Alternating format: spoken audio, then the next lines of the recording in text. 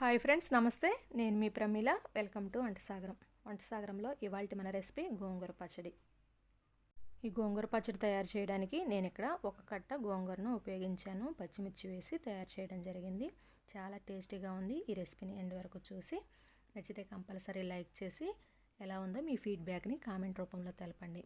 ఇంకా ఆలస్యం చేయకుండా ఈ గోంగూర పచ్చడి ఏ విధంగా తయారు చేసుకోవచ్చో వీడియోలో చూద్దాం. ముందుగా స్టవ్ మీద ఒక ప్యాన్ పెట్టుకొని దానిలో 1 టీ స్పూన్ ఆయిల్ని యాడ్ చేసుకోండి. ఆయిల్ హీట్ ఎక్కిన తర్వాత దానిలో 1/2 టీ స్పూన్ జీలకర్ర, మీరు తినే ఘాటుకు తగ్గట్టుగా పచ్చిమిర్చిని యాడ్ చేసుకోండి. నేను ఇక్కడ కారంగా ఉన్న పచ్చిమిర్చిని 8 పచ్చిమిర్చిని యాడ్ చేశాను. అలాగే 1 టేబుల్ స్పూన్ వేరుశనగ గుళ్ళను కూడా వేసుకొని వేయించుకోండి. నూనెలో పచ్చిమిర్చిని ఎప్పుడు వేసుకున్నా కూడా వాటికి ఘాట్లు పెట్టుకొని వేసుకుంటే అవి పేలకుండా ఉంటాయి. ఇవి లైట్గా వేగిన తర్వాత ఒక మీడియం సైజ్ టమాటాని కట్ చేసుకొని యాడ్ చేసుకోండి. ఇవన్నీ మంచిగా వేగిన తర్వాత వీటిని ఒక బౌల్లోకి ట్రాన్స్ఫర్ చేసుకొని చల్లారనివ్వండి.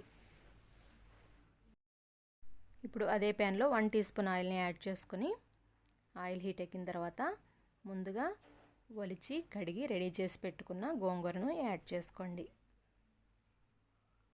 ఈ గోంగూరను కూడా మీడియం ఫ్లేమ్లో మంచిగా వేయించుకోండి. ఈ గోంగూర వేగటానికి 10 నుంచి 15 నిమిషాల సమయం పడుతుంది. ఇది మంచిగా ఉడికి సాఫ్ట్గా అయిన తర్వాత స్టవ్ ఆఫ్ చేసుకొని చల్లారనివ్వండి. ఇప్పుడు రోట్లో ముందుగా వేయించి పెట్టుకున్న పల్లీలను పచ్చిమిర్చిని యాడ్ చేసుకొని తగినంత కల్లుప్పు కూడా యాడ్ చేసుకొని మెత్తగా దంచుకోవాలి. ఈ గోంగూర పచ్చడి మిక్సీలో చేసేదానికంటే రోట్లో చేస్తేనే బాగుంటుంది. మిక్సీలో చేస్తే మెత్తగా కాటుకలాగా అయిపోతుంది. చట్నీ చూడటానికి కూడా బాగుండదు. ఇలా రోట్లో చేసుకుంటే కచ్చాపచ్చాగా బాగుంటుంది.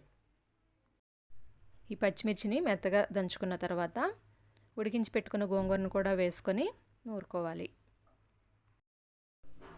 గోంగూర మొత్తం కలిసేటట్లుగా ఈ విధంగా నూరుకున్న తర్వాత దీనిలో 7 లేదా 8 వెల్లుల్లి రెబ్బల్ని కూడా వేసుకొని కచ్చాపచ్చాగా దంచుకోవాలి.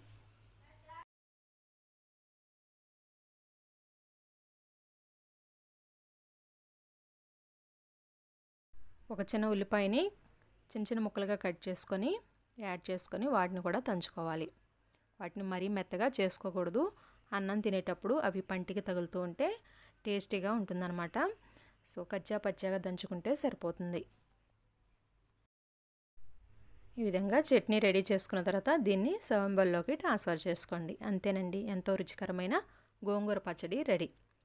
ఫ్రెండ్స్, ఈ రెసిపీ మీకు నచ్చినట్లయితే కంపల్సరీ లైక్ చేసి మీ ఫ్రెండ్స్ కూడా షేర్ చేయండి. మన ఛానల్ని సబ్స్క్రైబ్ చేసుకోవడం మాత్రం అసలు మర్చిపోకండి. Thanks for watching.